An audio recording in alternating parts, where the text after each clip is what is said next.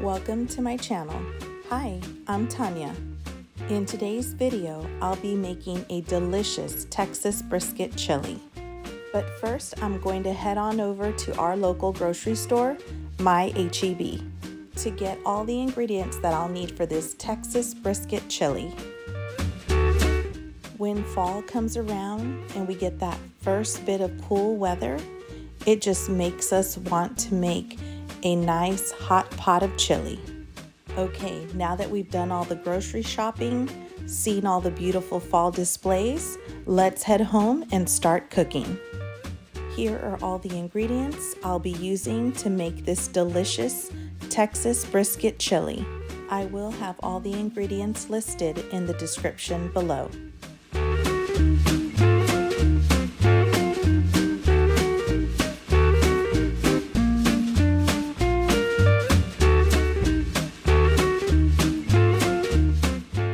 Just a little side note, I will be using the flat part of the brisket, and my H-E-B has it conveniently pre-packaged and trimmed out so it's ready to go. I'm going to begin by turning my stove top to high so I can get my cast iron skillet hot and ready to cook this bacon on it.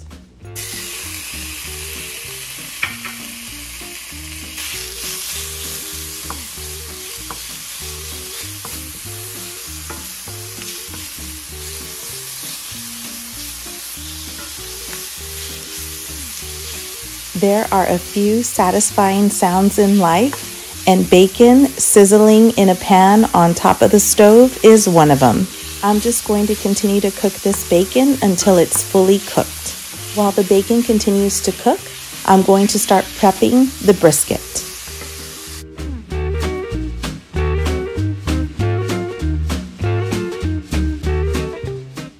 I'm going to slice it about ½ an inch thick. Then I'm going to slice that into strips and then cut it down into bite-sized pieces.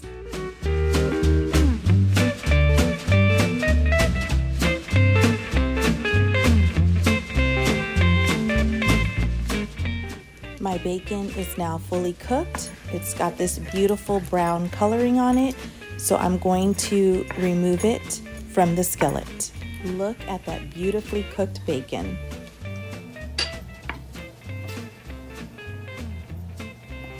Now I'm going to season the brisket with kosher salt, ground pepper, and garlic powder.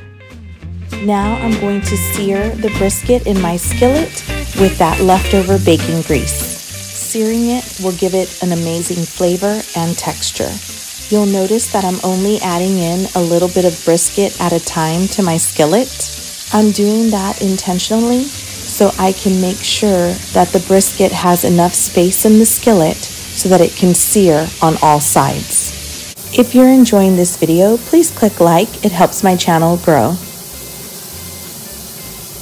Now I'm going to add kosher salt, ground black pepper, and some garlic to ensure that the meat is seasoned on all sides.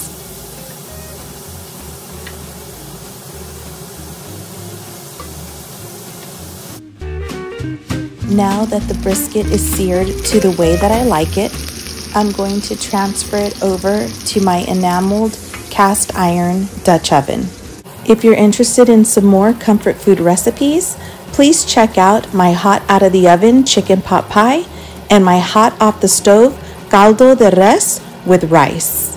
Both are perfect for this fall and upcoming winter season. Since I have about 3 to 4 pounds of brisket, I'm going to continue this process of searing it in the skillet and then transferring it over to the Dutch oven.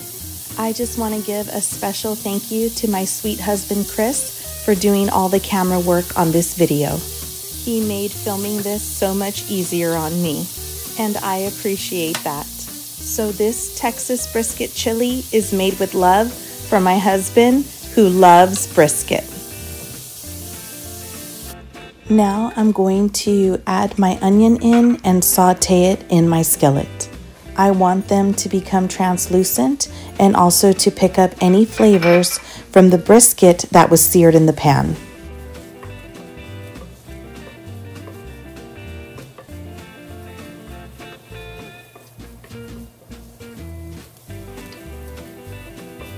Now that they're sauteed enough, I'm going to add in my cloves of fresh pressed garlic. I'll just give that a quick stir because I don't want to leave the garlic in there too long because I don't want it to burn and become bitter. So now I'm going to turn off my stove so I can stop the onion and garlic from cooking, and I'm also going to add just a little bit of my beef bone broth to stop it from cooking as well. Now I'm just going to gently stir all of that and try and scrape the bottom of my pan ever so gently so that I'm not picking up any of the burned bits, but just kind of releasing any flavor that I can get off the pan so that when I pour it into my Dutch oven, all of that flavor will go in there as well.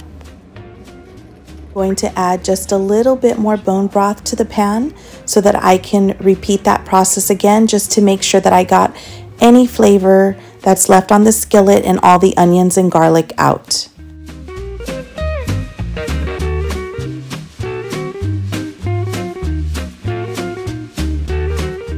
Now I'm going to add all my spices: Fiesta Fancy Light Chili, Smoked Paprika, Ground Cumin, and Ground Thyme.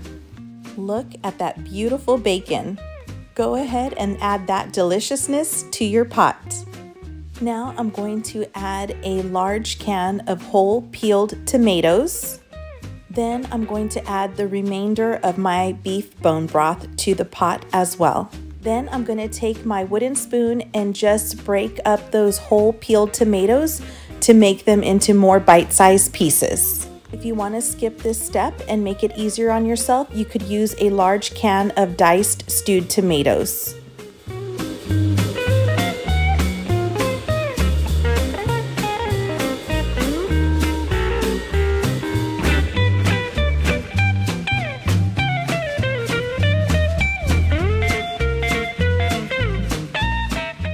Once that step is done, I'm going to turn up the heat and get my chili to boiling.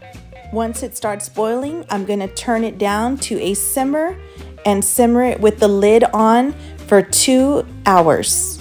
I'll set my timer and let that countdown begin. During that 2-hour time frame, I went ahead and made my favorite kind of cornbread, which is a honey cornbread, just following the package directions. It was super simple to make. I just added in the cornbread mixture, some milk, an egg, and gave it a stir.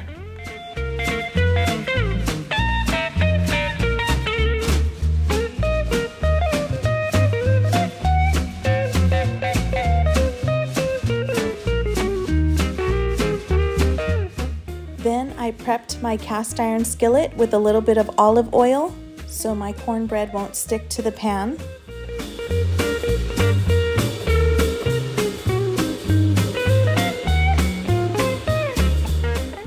Then I just poured it all in. Then I put it in the oven for 16 minutes. Now I'm going to make a cup of my husband's favorite coffee, Texas Pecan, and I'm going to pour half of it into the chili. You can use any half cup of your favorite strong coffee instead.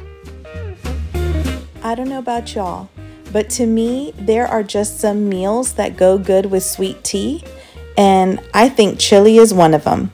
So again, during this 2-hour time frame that I have, I'm going to make a pitcher of sweet tea. I'm just going to boil my tea bag, add some water to a pitcher with some sugar, and a scoop of country thyme lemonade to give it that lemon flavor that I like to have in my sweet tea.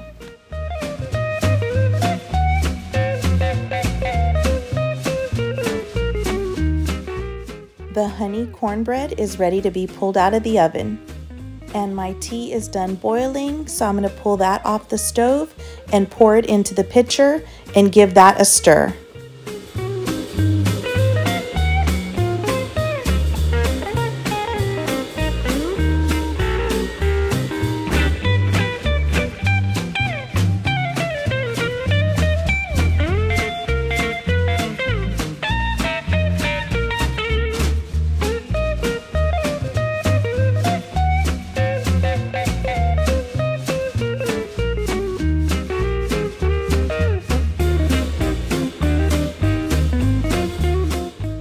we've reached the 2-hour mark on the chili, and I think I would like to thicken it up a bit.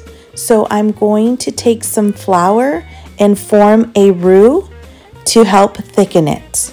I just pulled a little bit of broth out of the chili pot, as you can see here, and I poured in 2 tablespoons of flour, mixed that all together, and then poured it into the pan. And I actually repeated this process a second time so that it had the right consistency that I wanted.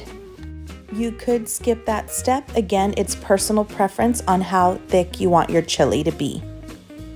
Then I added a can of pinto beans and a can of kidney beans to my brisket chili. I gave it a good stir, and then I put the lid back on and set my timer for 30 more minutes. During those last 30 minutes, I set the table and I took out all of our chili toppings and prepped them.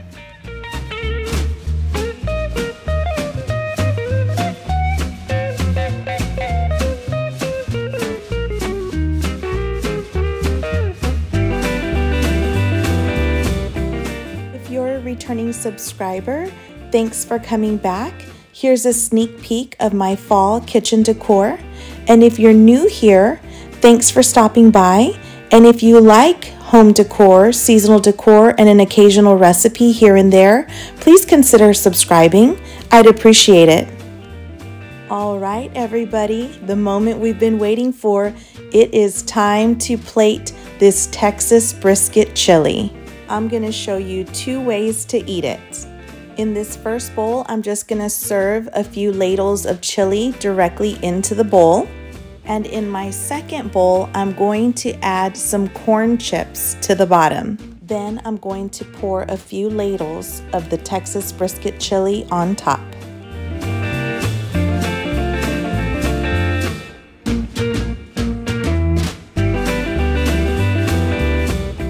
Now I'm going to garnish them with some cheddar cheese because we all know cheese makes everything taste better. Then I'm going to sprinkle some green onions on top for flavor and color.